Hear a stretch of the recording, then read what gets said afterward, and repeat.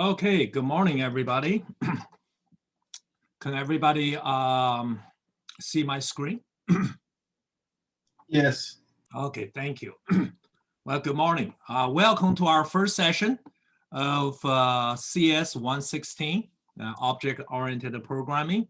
And this is the CS116 class. And looking forward to spend the semester with you guys. And so what I want to do is let's go over some of the materials inside the Canvas.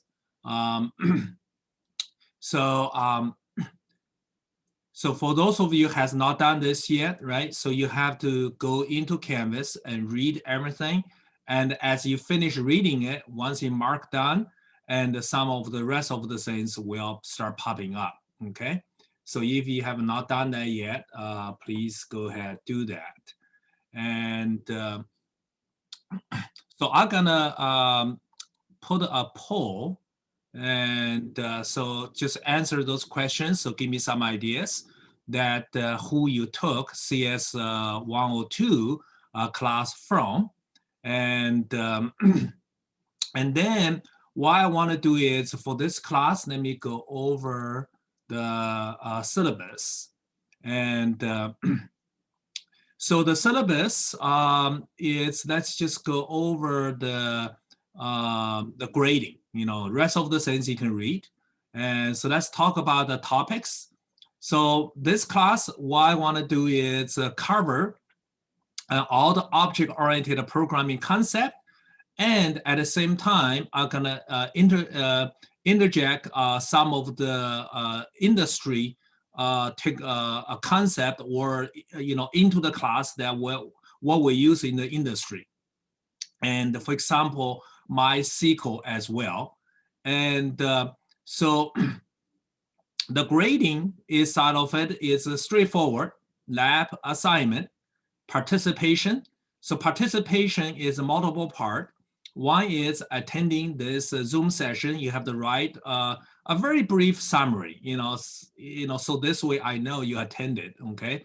And, a paragraph is good enough. And then I will also using, some of the participation in the class, or if you have a discussion, all kind of things, I will consider it. And don't underestimate the 5%, because in the previous semesters, they have a student that just a little bit between B and the A. And if they participated, easily they are already A, but they didn't. So not much I can do. And test and the finals. And so it's all online, obviously. And most of them is a multiple choice. So I also want to using if you did the survey already, so there is a survey here, and it requires lockdown browser. So if you're never using it, just follow through the instructions. It will ask you how to downloading it, and I just want to use the survey so that we get this out of the way, so you know how to use lockdown browsers. So throughout the session, if you have any questions, feel free to use the chat window or just interrupt me anytime. And so now let me go back to this one. No, where am I? Too many windows open. I thought I had that since, here. Yeah, so here is the grading part of it, and I explained everything. One of the key things is all assignment, right? I have a due date. I typically do not give you assignments, say it's due tomorrow, right? I usually give you enough time. Minimum is 1 week. And so there's really no excuse for you to not do the assignment and submit on time. So I will not accept any late assignment unless I agreed previously already before the time is due, right? So no makeup, you know, you just have to do the things. And the best way to get a hold with me is using email inside the Canvas, okay, inside the Canvas.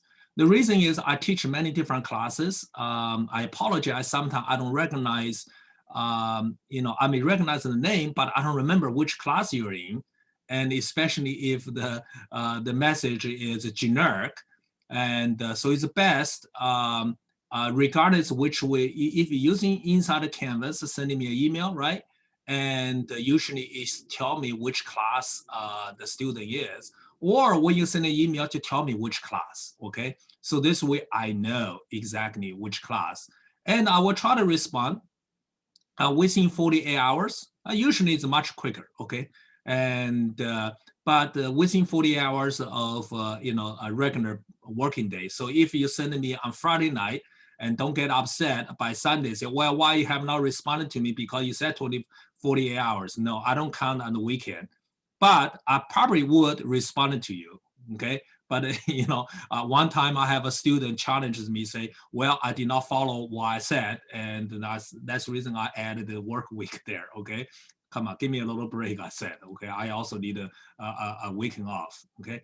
And also other things is, do not wait until last minute when you do your lab. And so typically I also knows, right? And so I don't mind helping student, but if the lab is due tonight at 7 p.m. and somebody started asking me so basic question, don't, you know, even one time a student asked, where is the lab instruction at 5 p.m., for example, I will not respond to that email, okay? Because it just, come on, you have plenty of time to do that. The other things is for all the labs, and I have arranged and tutors available for us to use. And if you're taking other CS class, for example, 124, and you know, many of the student tutors can tutor the other classes. So I have the sense over here. So based on the, you know, the schedule, as you can see, right? It's pretty much, I was trying to figure out a time frame so that pretty much no student should have any excuse say, well, the tutor hour doesn't work for me, right? I mean, especially I even play something, I really appreciate those tutors say, okay, they can help me on Saturday and Sunday as well, okay? So here is the hours, and try to utilize them, right? So because all of them took my class in the past, so they know my format, my method, so just using that, okay? And the other things is, so it is using PSS, which is on here somewhere. I'm gonna move the things up. Oh, here it is. Yeah. So using this to do the tutoring. So just follow the instructions, and here is the tutoring hours. Okay. And so now let's go back to this, right? So I think we covered most of the things. Here is just standard things, and then here is the schedule. Okay, as you know, as of right now, this is the schedule, and I may modify and change. I will let you know if I make any changes. Okay, and here is the date for test, right? So what we're gonna do is at the beginning of like today and next week, I'm gonna review some of the materials, and because not not everybody have a good memory. If they took a CS102 couple semester ago, they may forgot some of the materials. I just want to make sure everybody feel comfortable with the basic C++ before we move on to class object, which is on February the 8th. And I'm going to talk about pointers, vectors, right? Make files, right? So here is the schedule, right? So remember the test, midterm, and the final, okay? And on that, and so then, so let me tell you a little bit about my background. You know, for those of you who took my CS102 class, they already heard about me. So I have been working in the industry for, gosh, you know, so many years, 20, 30 years, and I have held many senior positions. And now I'm a full-time teaching at Ononli, primarily on the CNET side of it. So CNET is the one that, you know, has a lot of, you know, um, and not of the skill set that is required, you know, for day-to-day job, right? And for example, if you're looking at all the courses, right, and many of the things people try to find internship, try to find a job, you know, I mean, those classes, you know, what we call is some fundamental you must have. But in the real world, we also want you to know about the databases. We want you to know about virtualization. We want you to know about the cybersecurity, right? And so here, anything with CNET is the, you know, I call the practical courses that we do. And those are the courses I guarantee you will help you to find an internship. So if the only things you have is in the CS side of it, and yeah, that's great. But if you also have strategically has some of the CNET classes, and you will definitely help on your internship applications. Okay, and the other things is you know, you can just, you know, go here, take a look some more. Right, we have a cybersecurity. And also, I also teach Python class as well. Okay, Python is a very popular classes. And so that's what I try to do is incorporate a lot of the industry background, you know, into the class as well. And then also other things I do, I think I mentioned it over here. You know, actually, I'm very proud of it. And so let me see, did I even said it? Yeah. Oh yeah, yeah, yeah. So actually, you know, I don't know how many of you are Star Wars fans, right? And so actually, I am a consulting CTO, you know, for George Lucas. We're building this, okay? And this will be finished by summer of next year. So actually, I'm responsible for all the technologies, architectures for this entire museum. And so I'm trying to incorporate many of the industry knowledge I have, right? And so as I'm telling people that once the museum is finished, for the people still keep contact with me, one day I will be at the museum. You guys is going to come over, talk with me, and see what decision we made on certain things. Okay. So that is that one. Any questions so far? Okay. So I have the poll. Okay. And okay, that's great. Give me some ideas. And okay, so I think, let me see here. I have another poll, okay? And I have another poll as well. Okay.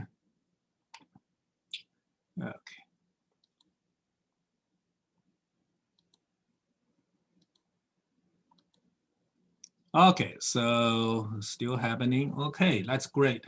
So then, as I mentioned, right, so we're going to do the review of the C++. But before we do that, let's talk about the software environment, right? And so majority of you is not taking 124, so you probably want to finish this one, take 124. Only 4 of you are taking 124 right now. So for those of you taking 124 right now, right? So so at the beginning, you may be a little challenged at the 124 class, and hopefully some of the things I talk about will help you as well, because they should using all object-oriented programming concept, and they may not have the time to go into it.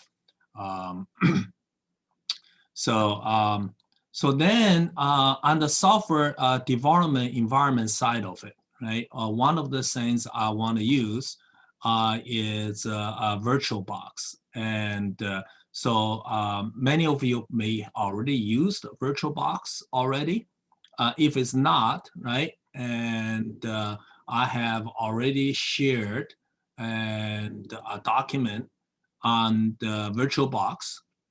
And here is an image file I have created for this class. It's fairly big. It's about, how big is it? Oh, 4.4 gig. So you know want to make sure that you don't try to download it somewhere you have a slow internet at a home. And yeah, to try to download probably take about 5 minutes. And so once you download it, just follow the instructions, and then you need to install this VirtualBox and also follow the instructions as well. I try to make it as detailed as I can, because as I start downloading it, I start installing it, I just walk step by step, did a screenshot, right? And then you can import the appliances, which is this file, and which has all the things we need for this class. So it has a C++ compiler, has a MySQL database, has everything I need for this class. So just follow that, and try to installing it. And you probably want to try to get the things done this week. And also, if you run into the problems, and we do have a tutor this afternoon and also this week. So the tutors start to available this week already, okay, as of today. So then some students ask is, well, do I have to use your software development environment? Can I use Visual Studio? Can I use Xcode? Can I use whatever? I don't want to use Linux, okay? Well, yes, you can use whatever you want to use. However, toward almost end of the semester, and I will using MySQL databases, okay? And so whatever environment you're using, as long as you get MySQL working in the environment you're using, and then it's okay, right? So you may just take your time to, this actually is a good exercise. If you're using, a Microsoft Visual Studio, you probably want to just say, okay, how can I get MySQL working inside of my Visual Studio, right? And then you're welcome to use whatever things you want. The reason is I gave you one in case you don't have the time, right? And to set up everything, I already did. And I won't be able to help you on your environment to set up MySQL because it's a little tricky. I just don't have the time. So that's the reason I created an environment so you can use for this class. Or you can do it using your own environment. Once we get into MySQL databases, right? Then you can use the image I have, right? But get this image up running now. Don't wait until the week. Say, oh, I cannot get my VirtualBox running. 2 months from now. Telling me I already moved on, right? So if you still don't intend using the things I have, you may still want to go through the exercise, and at least you're having it.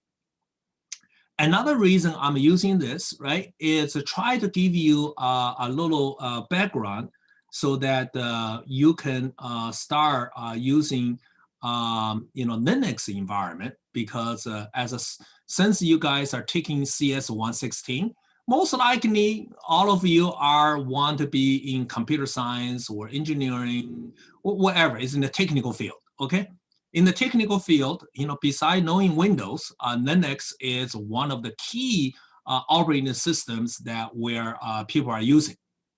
And by using that, I need to give you a little familiarity with Linux systems, right? And so you can start using it. And so once you start the things, right, and it will. Oh, I have already. Let me see. It's still loading it, and I don't know why it takes so long, but let it load. Okay.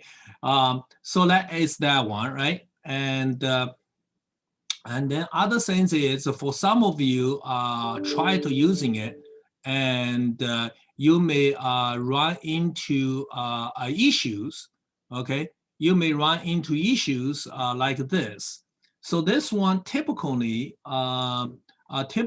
is due to you have an older laptop. Okay, older laptop. Your laptop usually is okay, but if you have run into these issues, not a big deal. Just follow the instructions. It's what we call the BIOS. You have to enable the setting in BIOS, and I also try to give you detailed instruction as well, and so you can start using it as well. Let me just restart. Yeah, and I had too many. Let me just restart. Let me kill that one. Let me see here. And okay.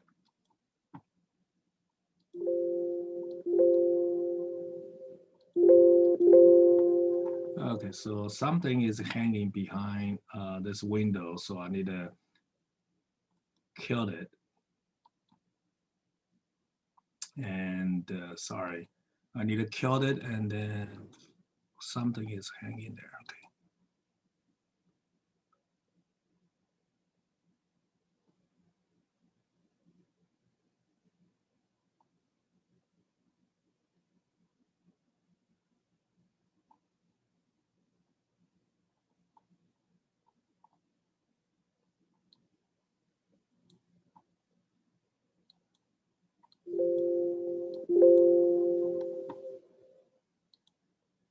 Oh, here it is. It's hiding. Okay. Okay. Okay, so now let me restart the Windows, I mean the VirtualBox. Okay.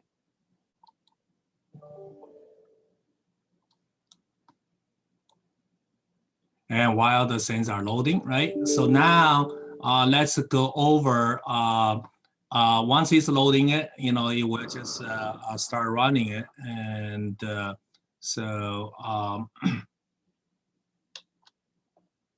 and then let's go back to our screen here, right? So you can start using it, and then, so here's the software environment and the coding style, okay?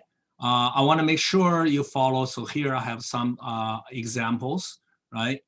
Coding style is very important. For example, here we have a define guard, which I use a lot in our classes as well. And so just read through it, right? And so you can follow the software, programming coding styles as well.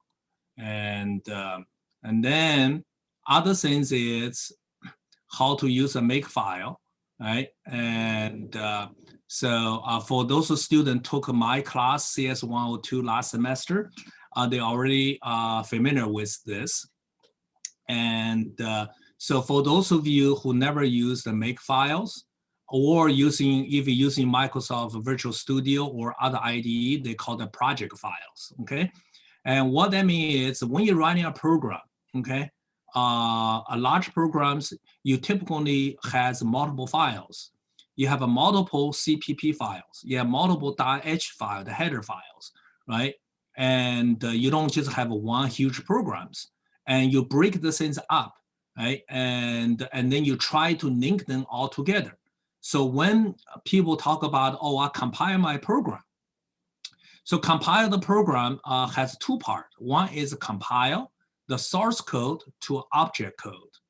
And then the second part is linking all the object code to turn that into executable code, right?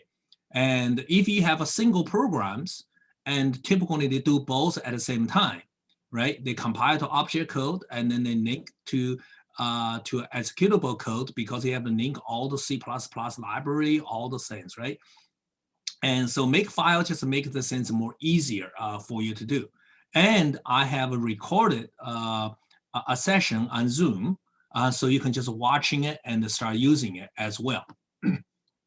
And so if you're using the environment I have, right? So this is the Ubuntu image. I also placed files there, right? So here is, if nothing else, you guys should, get the things installed, because I have a whole bunch of sample files, okay? So for example, here's a make file samples.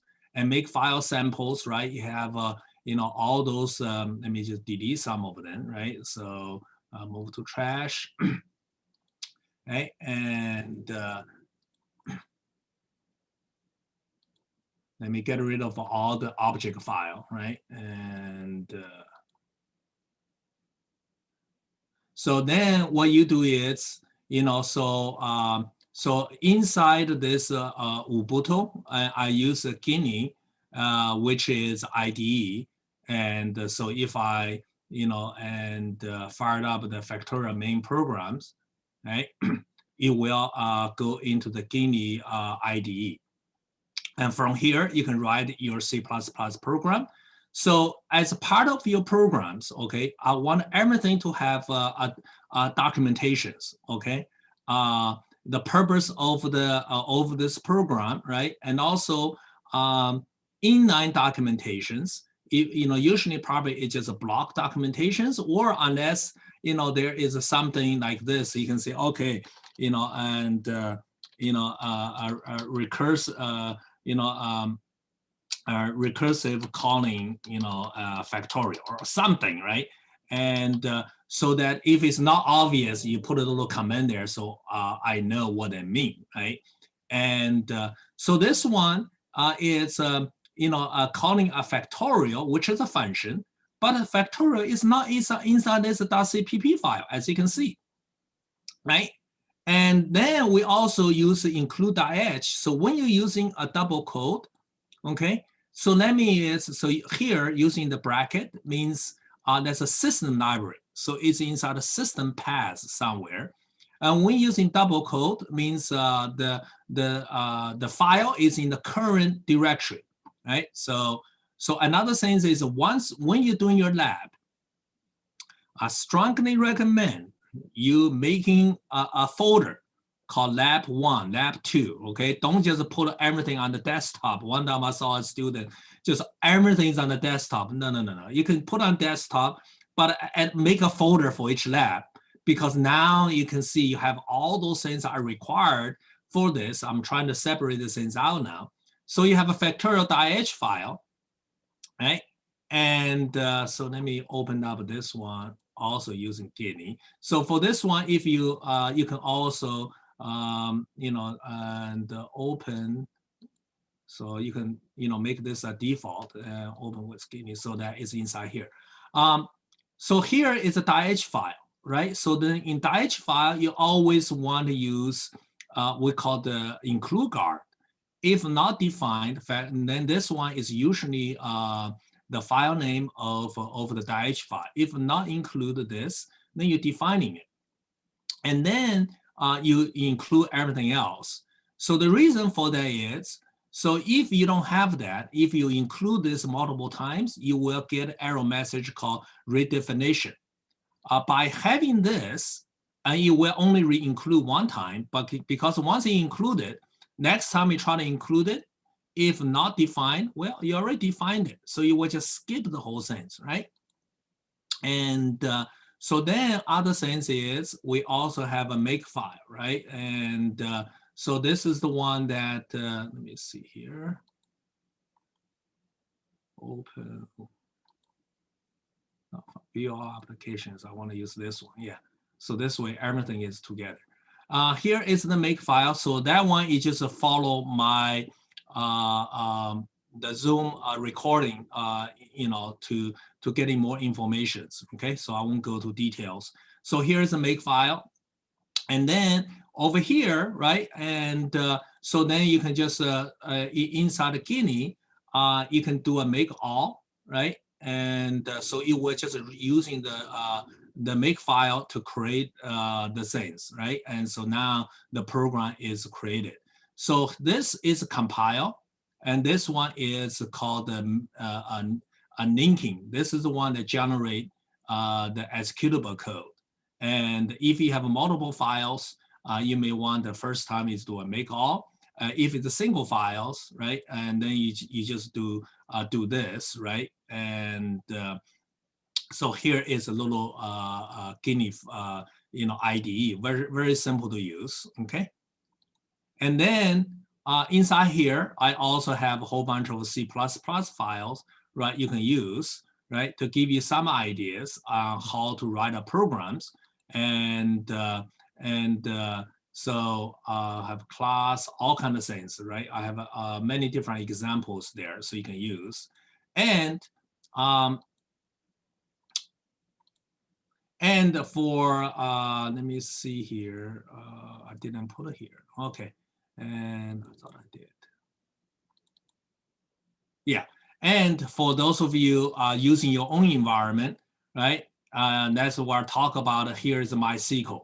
You have to get MySQL working. So this code here works. So you have to make sure you can run my programs inside of your own Visual Studio, wherever, make sure it works. If it doesn't, if you spend way too much time, cannot figure it out, just using the environment I already gave it to you. So you're not under pressure, right? And when you have time, since we won't talk about MySQL until close to almost end of the semester, you have plenty of time to figure it out. Okay. Okay. Any questions so far? Professor, I have a question about so it's been about a year since I've taken CS102. The guard, what was it called? The if guard or something? If not defined, then defined. It's called if guard. Yeah. So I understand the syntax, but do you think you could refresh when exactly we use it? Yeah. So it's whenever you have a .h file, right? You always use this. You always do a if not defined, and then this is the file name, and then do this two syntax, and then end with this. You always use this for any .h file you have. So this way you prevent it from included multiple times.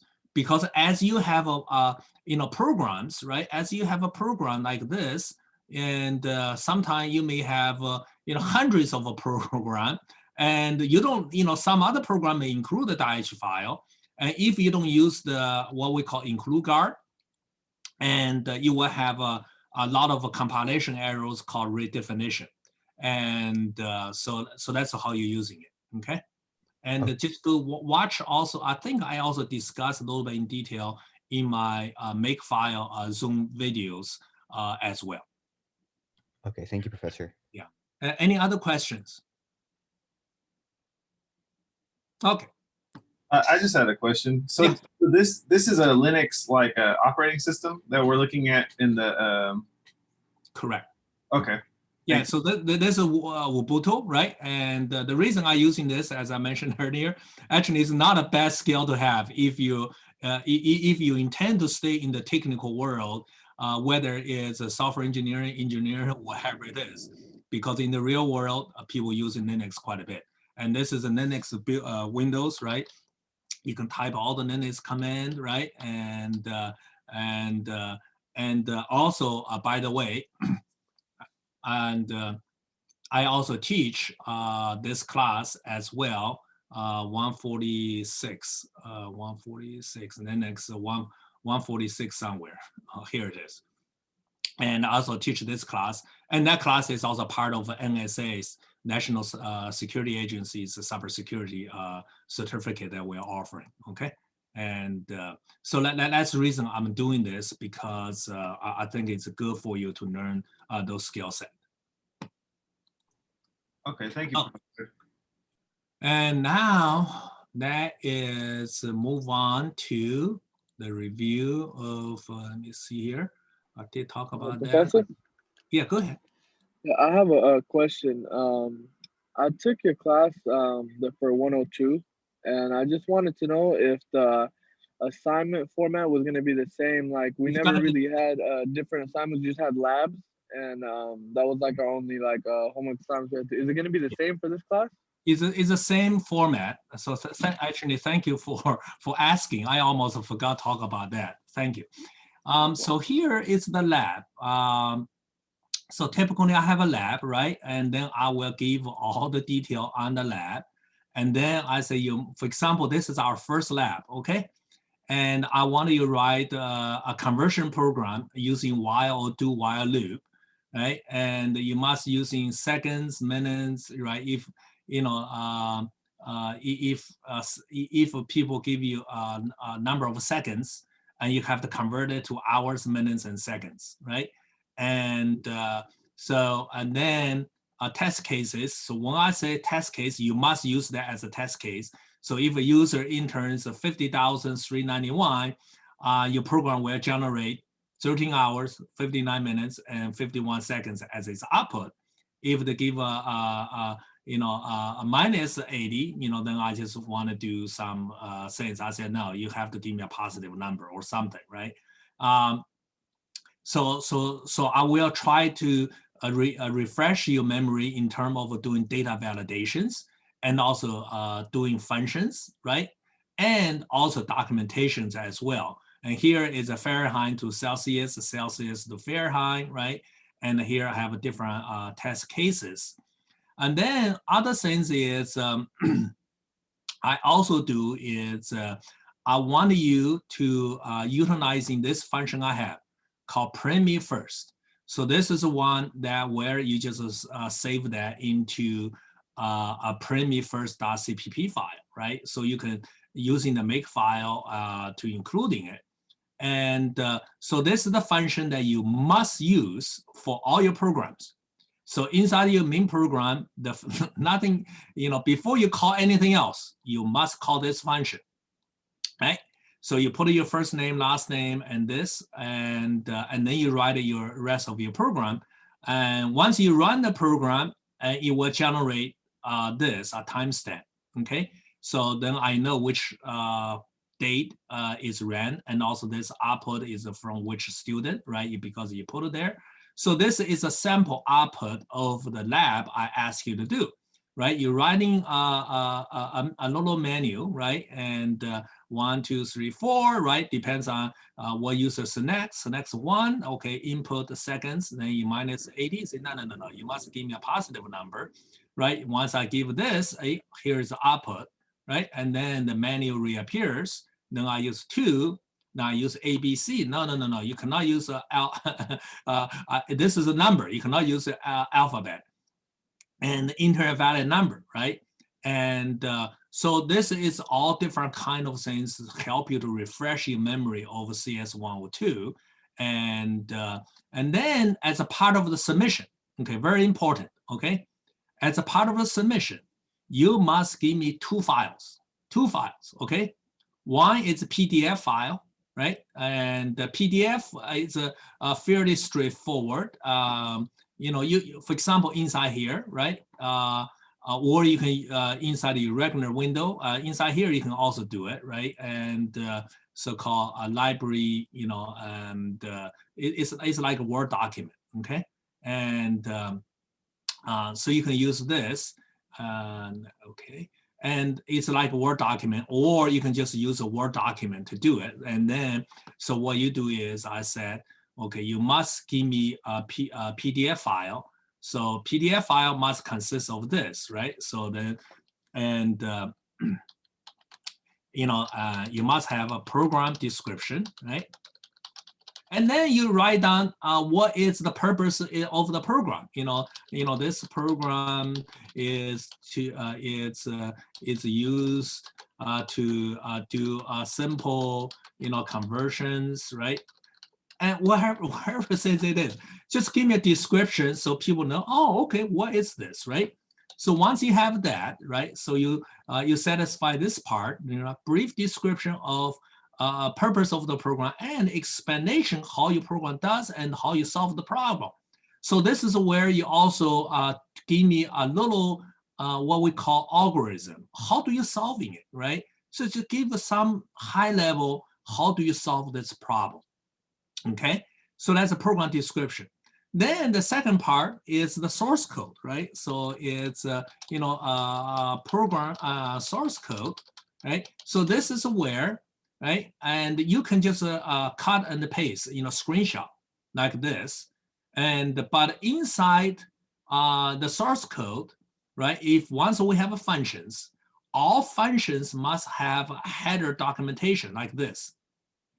Okay, so header documentations, and then you have the purpose of this function. What is the purpose, right? And add a param. So let's talk about what kind of parameter you pass on. So name, what is name, right? Course info, what is course info, right? What return value, what is who wrote it? So because a function is used to used by either yourself or other people, right? So they have to know how to use your function. So this one is a must-have. You must have that, right? So you do a screenshot on that. So what you do is, for example, this is, permit first.cpp file. So I know what file it is. And then, you do a screenshot, right? You do a screenshot on this, right? And so let me see here.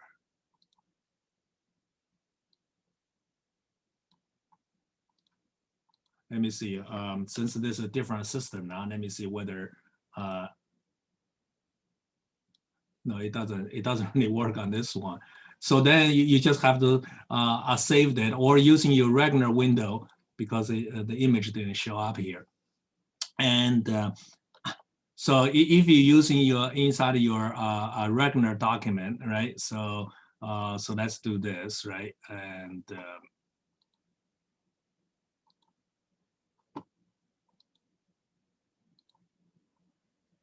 so now I'm in my window area, right? So you do that, and then you can just inserting it, right? And as well, right? So now and copy.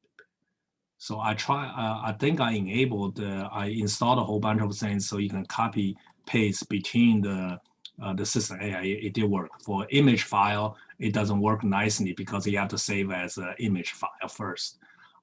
So now you have this, right? And then you have, the purpose of the program, right? You see, I have all kind of documentations. You must have that. The third section is called program output, right? So that means you have to include all the program output. You do a screenshot. That's what you do. You do a screenshot, right? And so this way I know. So that is a PDF file, right? So once you have this document, right?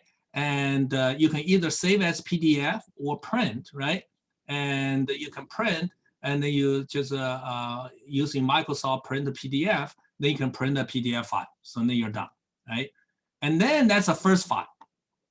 So I said you must give me two files, okay? One is PDF, which I just mentioned, and one is a zip file, okay?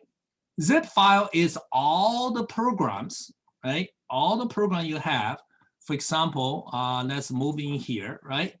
And so that is say, so let's say this is your lab 1, right? And so what you do is you highlight it, right? And then inside of Ubuntu and also inside your own Windows system is almost the same. You do a compress, okay? And then you have a zip, right?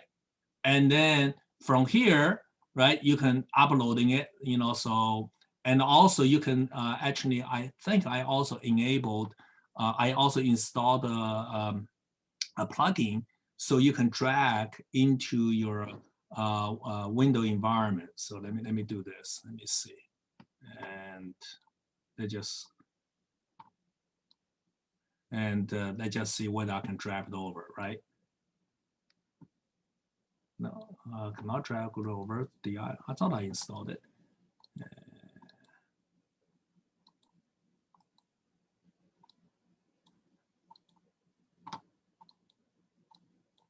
Yeah, I thought I did, but you can either from here, right? From here, you can upload the canvas or send it to yourself. I think I can drag it over. I have to figure it out, and so look like my system hang a little bit. Maybe that's the reason. Yeah, I cannot move anymore. Yeah. So then you have to give me a zip file which contain all the source code, everything. The reason for that is I want to be able to download your zip file, and then I will recompiling it and to check to see your programs if I wanted to, right? So I don't check for every single person, but I do check. When I read through your PDF file, then I say, I want to take a look at it, right? And that's what I do. So in order to getting credit, for your core, for the lab, you must give me these 2 files. And I may give you one reminder, if a first lab you forgot, second lab, if you forget again, I'm very drastic. I can just take away more than 50% of the points for the lab, because it just make it easier for me. Because if you don't give me the PDF file, I have to unzip everything. I have to go there, and it's just so much work for me. Okay, so you have to give me 2 files. Okay, and any question on the submission side of it? Okay, and then See, Professor. Sorry. yeah. How many assignments will be due per week? Usually it's 1 a week. Usually. Okay. Yeah, no more than 1 a week. No more than that. Yeah. And so now let's quickly start reviewing the C++ now, right? So I'm gonna quickly go over it because most of people already know, right? Now, obviously, you have a C++ has a variables and data type, right? And so I'm just gonna quickly go over it. So I already posted since on the canvas, and also this is the one you define your variables, right? And other things is we also know as a constant. So if it's constant, you put everything in the uppercase and put a constant if in front of the integer. And so here, it's pretty much you can just review it. So I'm just gonna quickly just doing like this, see anything major I want to talk about it, right? And also naming conventions, right? And so there's 2-part naming convention. People, I use the interchangeably. Sometimes I use the underscore. Sometimes I just do this, make an uppercase the second word, right? And so either way, okay? And then, so you can read that. And then other things is, let me see here. Let me just keep going. Here's the assignment. Here is some more, right? That's a simple, straightforward. And and what's this one? Counter equal counter plus 2 equals 2. What does that mean? What is the counter? And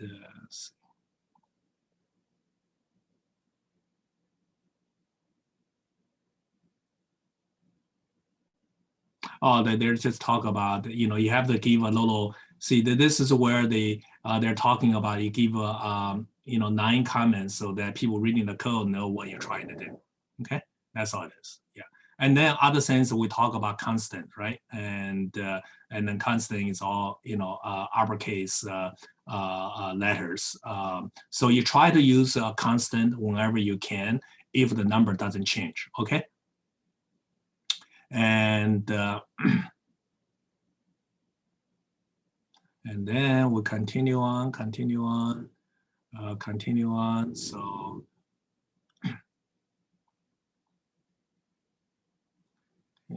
then here is a little programs. So let's, okay, so now, so here is the data type, okay. And I'm just flipping through to see anything important for me to remind you. Otherwise, you just read yourself, right? And camera arrows, okay. And so other things is because this is an integer, right? That's what they try to see. This is a double. And once you time those two, and this number is truncated into an integer, right? So it's discarded, okay? And also other things is when you have, for example, if this is, I think they talk about it. If not, I will talk to you. I will mention to you as well. Arithmetic, I think it's in here, yeah. And So this one is, we call post increment or post decrement. And if you put in front of it, right? If you put in front of it, we call the pre-decrement. So the difference between that is if you in front of it, you decrement first, then you take the value, but if you put after it, you will take the value, right? And then you will decrement it. For example, like this one, and this, if you do this, right, count equal to count. So if you do this, okay, you put a two dash over there, right? Let's just say, so this is the same, right? You put a two dash, that means that you're decrementing it. You're decrementing it, so for example, this is a 3, you decrement it, so that's a 2, right?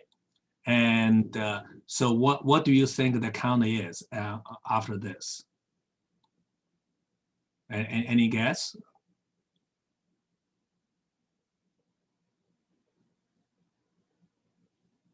Anybody? So the count is 4, okay? So what happened is, so here is the count is 2. So you decrement it, right? So then what it does is it first take the value of the count, which is 2. And then you add it 2 plus 2 equal 4. But then after you finish it, it will decrement again. So now after finishing it, and so now the count after this become 1, right? And then here you increment it again, then it become a 2 again. Okay, so that is what we call a post decrement. And so post means you take the value ahead of time. But what happened if we did this instead of this? You did this. Say, let's do this. Let's do a reverse. Minus count. Okay, let's do that. That's a count. Okay. So if you do that, then plus 2, right? So what does that equal to, right? So count here is 2, and then you decrement it. So 2, you decrement as 1. So 1 plus 2, that's a 3. Okay. As you can see, a difference. 1 is behind it, is 4. And here, if you decrement ahead, right, that's a 3. That's, sometimes people getting confused because a lot of time people just use it by itself. By itself, it doesn't make a difference, okay? Because there's no assignment. But if you're using inside arithmetic, and they make a huge difference, okay? So I just want to make sure you understand that, okay? And the modulators, that's fine as modulator. And then, this is an interesting one, okay? And so what it does is when you have integer with integers, and the result is always an integer, okay? So if, for example, if we have a double, right? Sorry, cannot write too well with mouse. So double is x, right? And 27 divided by 4, and so then what it does is it use the integers instead. So it will not to do, so 24 by 7 was equal to, right? 24 divided by 7. And so it's a 3.42. Well, in reality, it's not a 3.42. It will just be 3. Okay, even though this is double, it will truncate everything because this is integer, right? So this one, this will be 3.4 something, right? So this one will be like right? Because this is a double. So once you have one double, and then the end result is a double. Once both of the integer, the result, even though this is double, the result will be integer, okay? So just want to make sure you know that, so that when you're doing this kind of arithmetic, you always want to make sure you have a decimal point, if nothing else, on one of them, okay? And so now let's keep moving on. And then here is some of the math functions. And I think that's that one. Let me just, okay, so that's the data type, right? Also string, right, is another sense, right? And we're gonna use a string or not, right? So if you're using, double quote, right? So that I assign the value into this string. And then in string, you can also do like arithmetic, and you add it in. So this one become Harry Morgan, okay? And so then, so Harry Morgan is all together. If you want to add a space, right, you add a space to it. Then it become Harry Morgan, okay? That's what I try to say, okay? And let me see. And this one is important because when you start doing your lab, it's very important. So we all know CN is getting input, and please enter your name, right? So if you say enter your name, F name, and L name, so you can have a multiple input. And so what it does is you will get the input. Anything is separated by what we call white space, okay, white space, and it will determine as a second input. And so if, for example, right, if a person do Harry Morgan like this, right, and in this example, first name will be Harry, last name will be Morgan. And but what happens if you do this, which they didn't all here? Please enter your name. So if then you say, okay, if I type here, I type, sorry, I'm not gonna write it. So if you type this, Harry Morgan, right? And what you think is inside the name? Anybody? If my input is Harry space Morgan over here, what is stored in the name? Harry. Harry. Harry, okay? It will only pick up Harry, not this. But unfortunately, or not fortunately, this is still in the buffer. So if you do another CN later on, without you even inputting anything, this will be taken. So this is where you want to do CN.ignore, so for some of you, I don't know they covered or not. And also, let me see.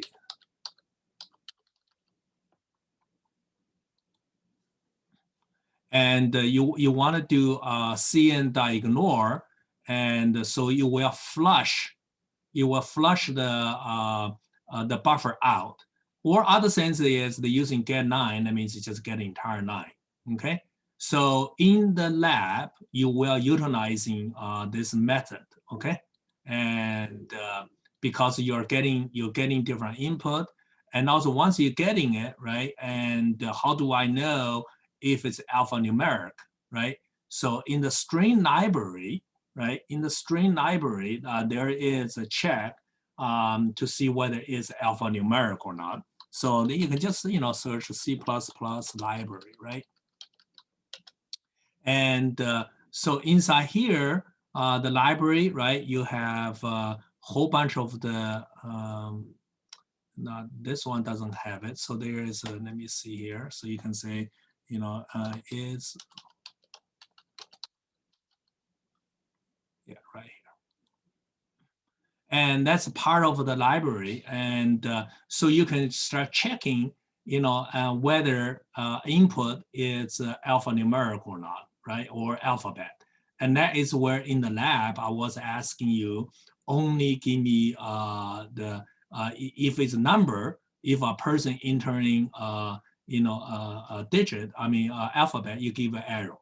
Other things you also can use, right? And it's called seeing.fail, right? And to check, right? So this is more of just refresh you guys' memory on the input now, right? So you can use using this. For example, if the input is integer, and then I put the alphabet, and this will fail. Then right away you know that that input is invalid. So you even don't have to know, you don't have to use is alpha, right? You just use this instead, right? And so the first lab is really try to refresh many different part of your the memory in the basic C++, right? And then of course here they talk about the length, right? You can copy it. So then I just move on further on that. Okay, so that is chapter 2, chapter 2. So now let's move on and to the next chapter. And so this one should be also straightforward, right? It's decision making, right? So that's a very basic one. So you have to refresh your memory on the if, right?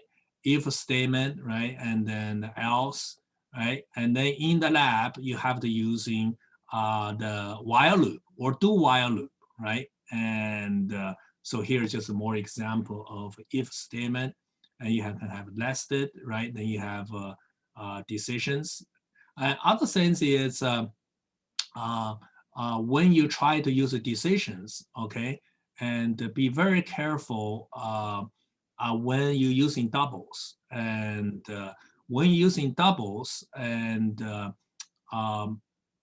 use the equality sign, sometimes will not work because the double has many decimal point like this, right? Double, right? And so this one is because it's a equal, and this is double, and the R time is it may not be equal to 2. It may be because you have running arrows. When you do, maybe it's a 2.000000001, right? But it's still 2. But in the equality test, it will not be 2, right? So just be careful, like here. Yeah, I didn't see that. So you have to be careful. Don't use equality sign for double. Okay, you can use greater than or equal to 2. Okay, and but don't use equality sign. Equality sign is okay for integers. For double, don't use it. You're gonna try to debugging your program forever, and then you still everything just stare at you and say what's wrong with it, right? That is the reason. It's running arrows. Okay, and so now then that's if else. Where's while loop? And so that's still if. And I'll let you read more if statement. Okay, probably next chapter. Okay, so now here I talk about, yeah, you have scene.fail I mentioned earlier, right? So if you ask a person and to enter in an integer or a number, and they enter in something else, and just using this, it will cause the error. So part of your the lab, you can use that. Maybe using a while loop, while seeing failed, and then just keep asking to give me a number, right? Until it's valid, and you'll get out of it, right? And so loops, okay. So now it's loops, right? So this is where you're using a while loop or for loop or do loop, right? So in our first lab, you can use either do while loop or while loop, right? Depends on how you want to do it. The difference between while loop and do while loop is do while loop will, at a minimum, get into the while loop a minimum once because it does not check the conditions when they get into the loop. You only check the condition at the end of the loop, whereas a while loop, it will check the condition before you enter in the loop, right? That is the difference between while loop and do while loop. And for loop, obviously, is usually used number of iterations, right? So here is a while loop. You have a conditions, right? And here is a statement, right? And also another thing is just as a practice, I always use this curly braces inside the if while, or anything. And even I only have one statement. The reason is what happens if I add a more statement to it. And then if I did not use the curly braces, and then the program is causing logical errors, right? So as a practice, I always add curly braces for all my logical things in a if statement. I always using it. While loop, do while loop, for loop. Even if there is only one statement, I always use this to prevent me down the road if I add a second statement and then if I forgot to include this, it will give me a logical error. The program still compiles still once, but it may not enter the result I want. Okay. So here is another example, and doing the calculations. And so that's a while loop. So here is the while loop. So that remind you. So one of the key things is when you have a while loop, and you have to make sure this condition somehow can be changed. If it doesn't, you will become an infinite loop. You will never get out of it. Okay. So here is more example of it, right?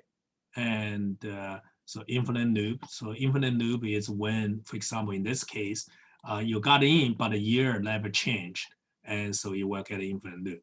And that is what I talk about using curly braces. Like the author also has a one statement. They did this. Yeah, I always do this. Okay, always. Okay, so now let's keep going. And so let's move on to tracing. That's more for debugging purposes. And so now here's a for loop, right? The for loop is, this is the initial condition. You start with this one first, counter equal to 1, okay? And then you go to this. Is counter is 1 less than equal to 10? Yes.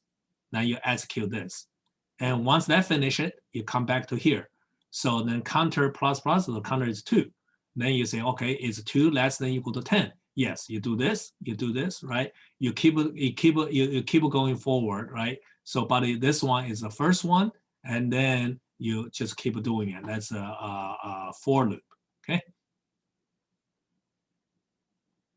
And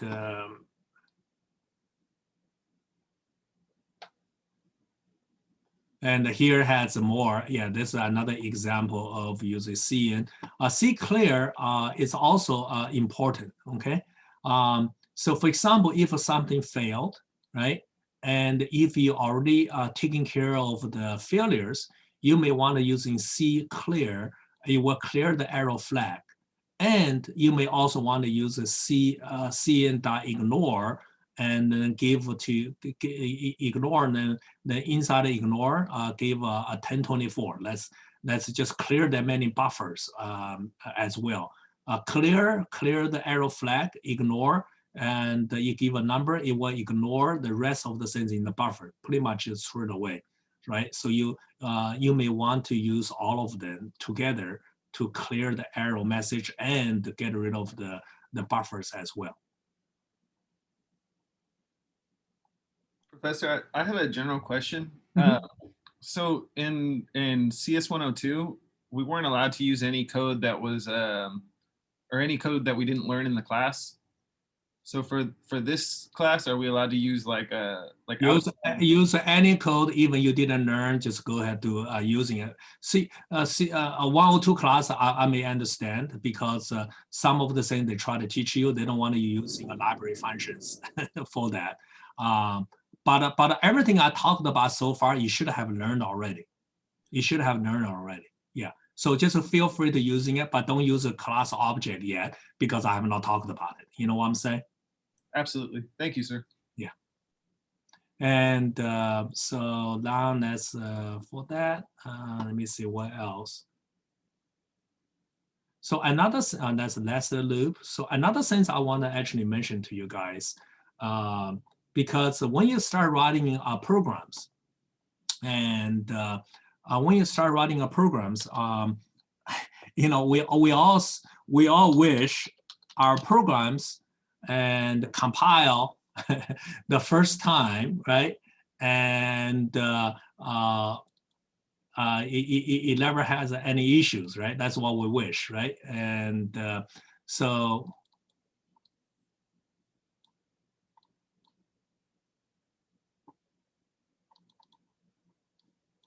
let me something.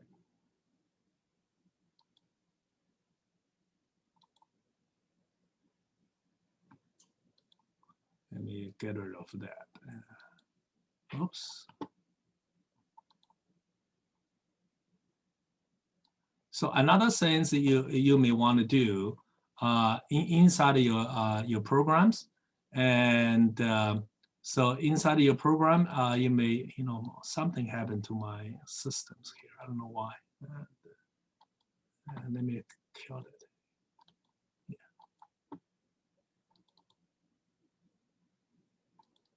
Okay.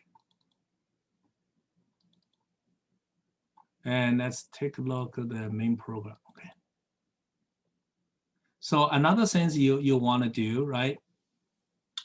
And also, I also give argc, argv examples. I don't know how many people covered that. I covered in my class, and which is useful to take in command line input. But another thing I also want to do, right? And for example, I want to see, okay, I want to see what pass into this, right? So you could do this.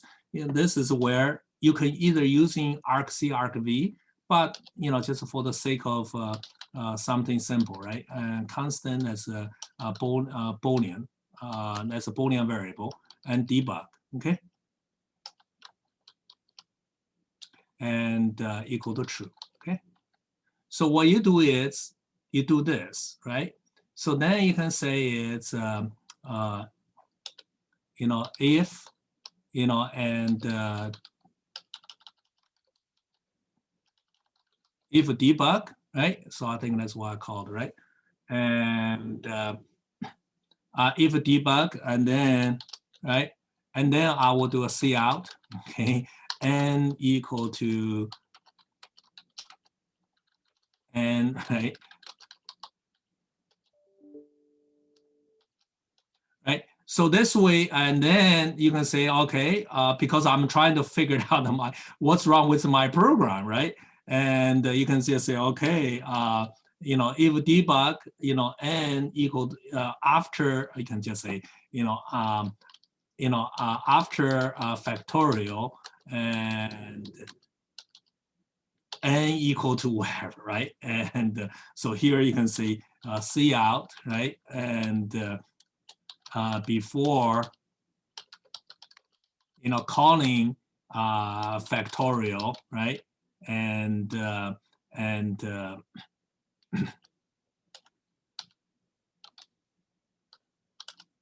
right. So this way you can just add the debug, and once you finish all the debug, right? And because you don't want to go back and start deleting everything, right? You just change this to a false, right? Change it to a false, then you will not print out anymore. So that is one way in the program. What we do is you're adding a whole bunch of debug flag. And one way of doing it is using this. This is not a good way of doing it, okay? And the best way of doing it is using argv, argc. So for example, sometimes you may using a program if arg to see arg0 is always the program name itself, and argv1 is the input, and then you can always say if argv1 is equal to dash d, then you turn on the debug, right? And so you may want to play around with that, and so that you can turn on the debug and turn off the debug, okay? So let me see. So let's say, I think that's all the things I have. And I think today, and we covered it. And on the review side of it, software review the concept, I think, of functions. Let me quickly go through functions, okay? And function, that's another one we need to do. And functions, okay.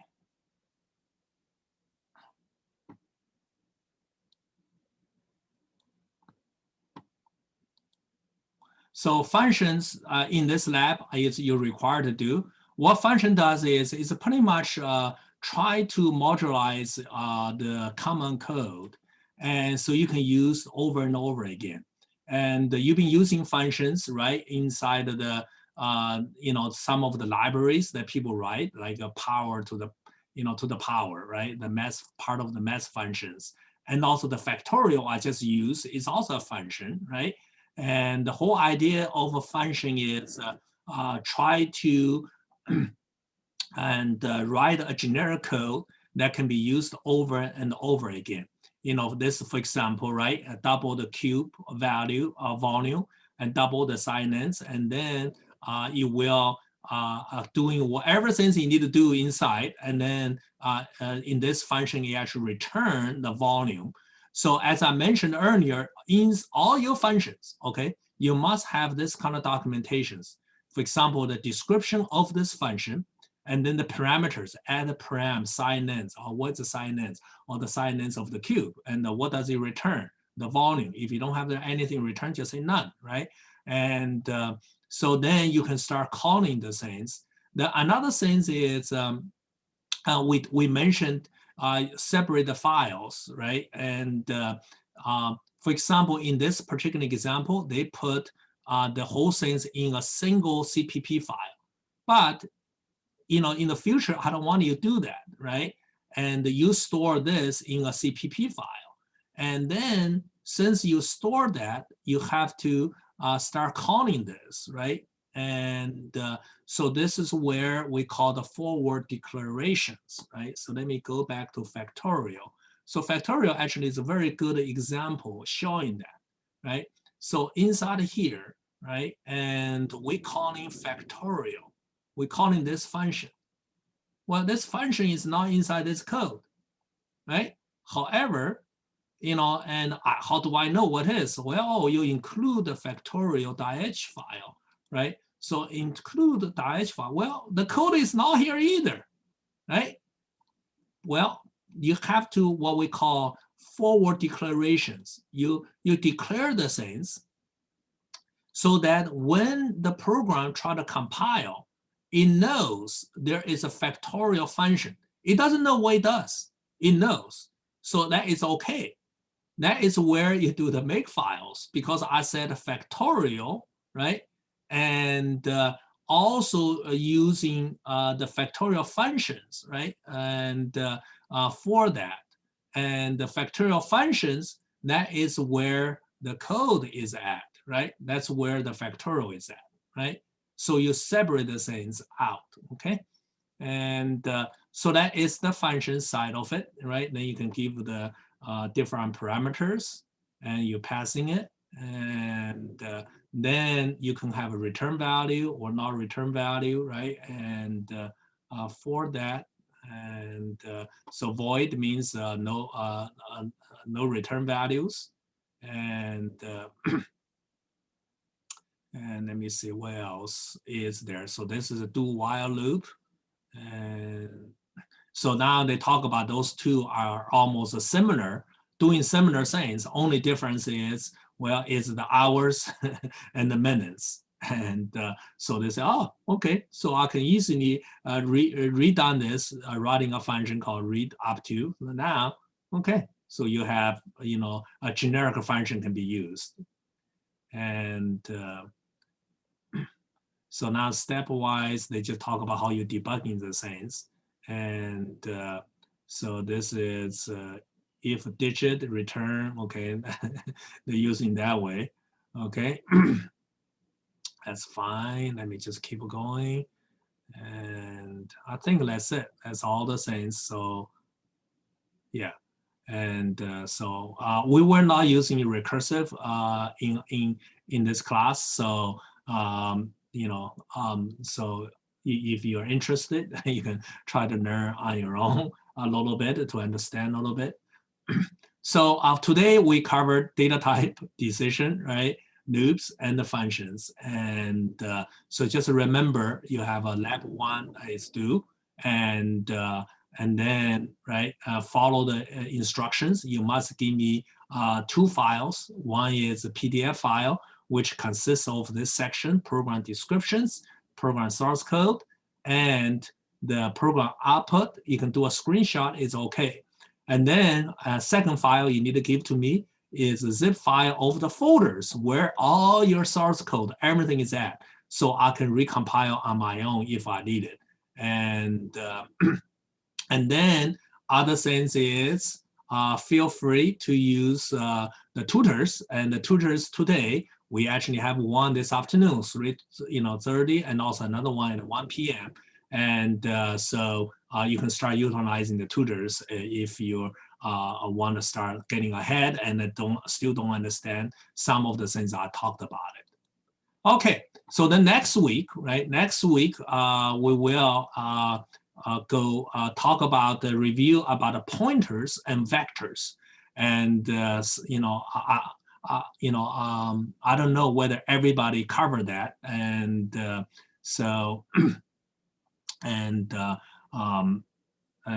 but I will go over that. I'm just curious. Let me just do a instant poll, and how easy to add a new one. Let me see. And oh, I have the login again. Okay. And I'm just curious.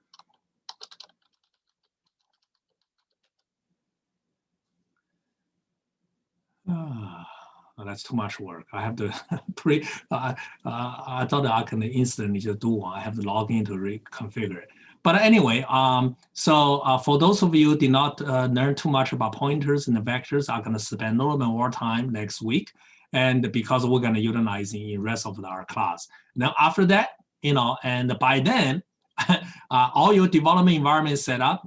You should know how to use a makefile. You should know, all the things that we talked about it, and then we're going to move on to object-oriented programming and onwards.